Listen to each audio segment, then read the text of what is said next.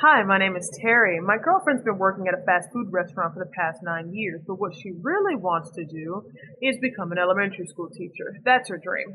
So every day I'm going to be coming on here and telling you guys stories about things that I think are cool or interesting, and then I'm going to teach you a little bit of Spanish until I can earn enough money to send my girl to teaching school or until she finds out about this channel. So, Stephen Paul Jobs was born on February 24th, 1955, into an untenable situation. His mother, Joanne Shebley, was a graduate from the University of Wisconsin. She developed a relationship with his father, a Syrian student named Abdul Fattah Jandali. His father strongly disapproved of the fact that she had gotten pregnant, which led her to put him up for adoption. He was adopted by a California couple in San Francisco, Paul and Clara Jobs. Steve was troubled and moody and described as self-absorbed throughout his childhood. His family moved around a few times and eventually they landed in Silicon Valley. At 14, he met Steve Wozniak, who he called Woz. Woz was 5 years older, but they bonded over their shared love of computing and their geeky sense of humor. At 17, Jobs also connected with Chrisanne Brennan. They began a relationship in which he tried to teach her the value of LSD and primal scream therapy. When he graduated from high school, he spent a wild summer in a mountain cabin with her. He began pushing all of his limits at that time to satisfy his desire to know and experience all things. He left Kherson and enrolled in Reed College, but after 6 months, he just couldn't see the value in it. He said he had no idea what he wanted to do with his life, and he had no idea how college would help him figure that out.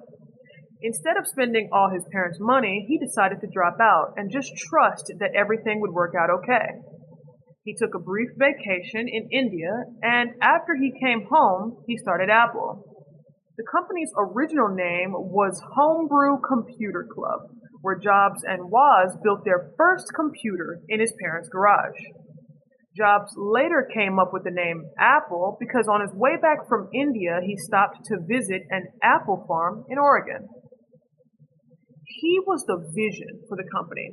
He saw a future in personal computing that very few people had imagined at that time. Ironically, the success of Apple brought out the absolute worst in him.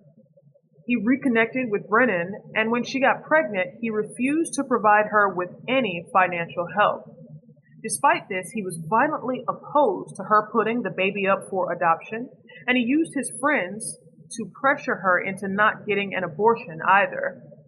He demanded a DNA test to prove his paternity, but even after the test came back positive, he still chose to ignore both Brennan and his new daughter Lisa. He demonstrated that same attitude in the office as well. Managers reported being afraid of his tendency to just follow his impulses. He wanted to create an insanely great machine, but he never stopped to think about the cost required to produce it. He was, however, extremely passionate. A member of his development team in the early 80s said this about him. She said, "You did the impossible because you didn't realize that it was impossible." When he felt that management at Apple was moving too slow for his taste, he simply put together his own team. He stole ideas from other people and he combined them with his own unlimited imagination and created Macintosh. So we're going to stop there today and tune in tomorrow when we discuss the second part of the life of Steve Jobs.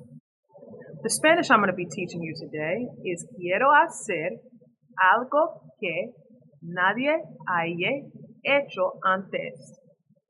Quiero hacer algo que nadie haya hecho antes. And what that means is, I want to do something that no one has ever done before. If you like this video or you learned something new, drop a like down below. If you have a topic that you'd like to see me cover, drop a comment. And if you'd like to support this work that I do, there'll be a link to the Cashapp in the description box below. We'll see you tomorrow.